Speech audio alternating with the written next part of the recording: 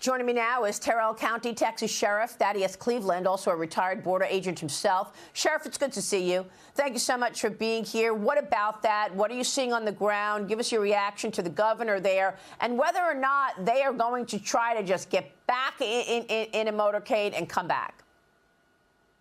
Hey, good morning, Maria. Always great to be on with you. And I got to see your interview yesterday with the governor, and everything he said is in line with what I've seen, what I've experienced here in Texas and along the border. And in my county specifically, we had an uptick just before the inauguration, and some of our traffic's gone away. We will see how it holds up. It's kind of back to our normal ebbs and flows, if you will, but we'll see how that holds up. But to your question about, people coming back, I think people, will have some that do try to cross back, but I think a lot will see that President Trump isn't just giving the border lip service. He is backing up everything he said on the campaign trail, and it's all coming to fruition. It's night and day, Maria. It truly is. It's amazing. How embedded are these drug cartels and dangerous gangs in America already, though, Sheriff? We've been talking about this Tren de Aragua gang now for a couple of years, and they've set up businesses in America, right? Drug trafficking businesses, human trafficking businesses.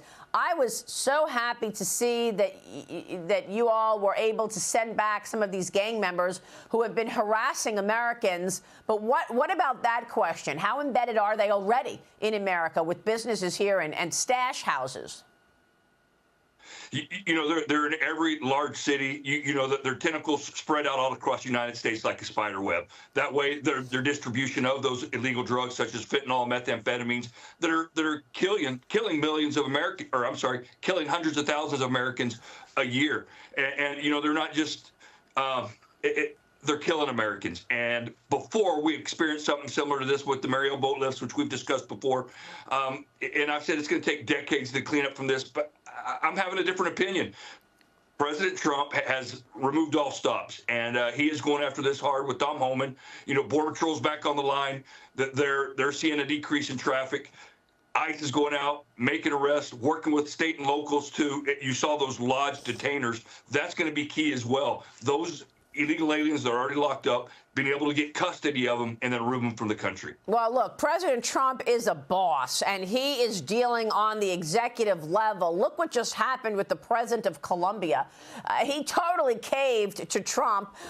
First, he says he's not going to allow any of these flights, the deportation flights of illegal Colombian nationals, to land. He refused 2 flights Sunday, and that triggered President Trump. Immediately, he comes back with a threat. He's putting 25% tariffs on all goods coming into the U.S. from Colombia. Then that tariff goes to 50% 1 week later if the country refuses more flights. Then he proposes a travel ban, and he says he's going to revoke the visas of Colombian government officials, allies, and supporters. Colombia now has agreed to all of Trump's terms, including taking back all the illegal migrants deported out of the country. And the president said, don't worry, I'll send my presidential jet to pick up some of these migrants. The foreign minister and ambassador expected to be in Washington today for high-level meetings. Sheriff, they got the message real quick. They did, Maria, and you know what? I think we should go forward with the tariffs anyways, because there's still cocaine that pours in from Colombia. Look, we'll buy our coffee from Nicaragua, and not just cocaine coming in, but Mexico. We're going to see President Trump get tough with Mexico. We've seen Mexico kind of talk back to President Trump. They have to. Look, they're a sovereign nation themselves. They've got a long history with the United States of America, so they're going to push back, but they will eventually comply. We've seen them comply before. But we have to talk about the fentanyl discussion because, again, you look at the American lives that have been lost to fentanyl. The young adults look like my kids. The parents look like me and you, Maria. And my point is, Americans, I think we'd be willing to pay a little more for our goods if there is an increase in tariffs rather than having our loved ones die from fentanyl poisonings. Of course. And China is complicit in this as well. Is it not, in terms of producing the underlying materials in fentanyl coming out of China? It certainly is. They're made there in China. They're smuggled into Mexico, or they come through the Mexican ports, and then they're made in clandestine labs down in Mexico. With that's why it's so volatile and dangerous, because you have regular people mixing these drugs together, making them look like fake pills, smuggling them across the border, and killing Americans. Wow, hundreds of thousands of Americans a year. Yes, I know that. For the last several years, more than 100,000 a year. Sheriff, what did you think of what President Trump said in Vegas this weekend? He's proposing a new plan for the nearly 90,000 IRS agents who were hired under the Biden administration. Watch this. On day one, I immediately halted the hiring of any new IRS agents. You know, they hired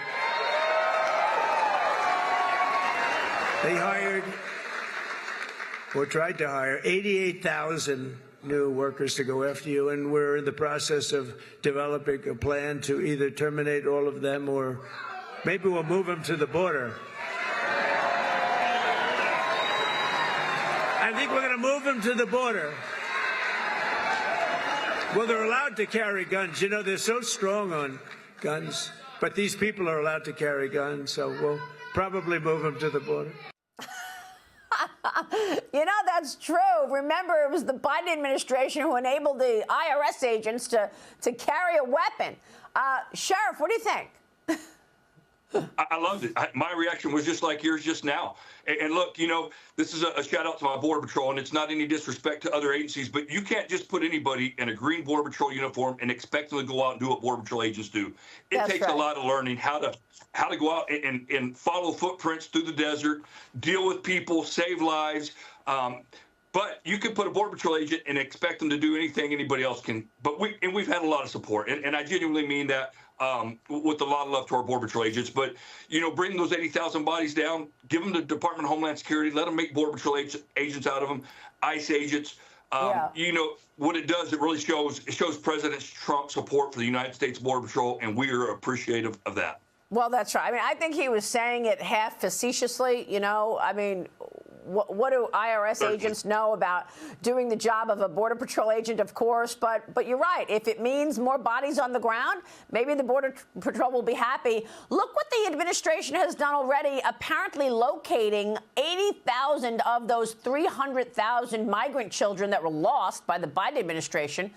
Now, Fox News' Harris Faulkner reported this last week, that the number of children lost could be 300,000, Sheriff, and the Trump administration so far has been able to locate 80,000 of those. What can you tell us about this? Maria, I'm going to tell you that, look, whether it was starting border security back on the border, supporting U.S. Border Patrol agent, he's done that. Apprehensions have plummeted. ICE deportations, ICE going out and arresting criminals. We've seen those numbers increase drastically. They're having the opportunity to go out and do their job again. Now the children. Those are three core promises that he made, that Tom Homan has continuously talked about. This is just scratching the surface. They're going to go out. They're going to find more. Some stories are going to be good. Some stories are going to be sad, unfortunately. But Americans need to know that again, President Trump's going to go after and find them. It's a shame that this happened to begin with. It's a crying shame. It sure is. Sheriff, thanks so much for your leadership and your work out there. We appreciate it.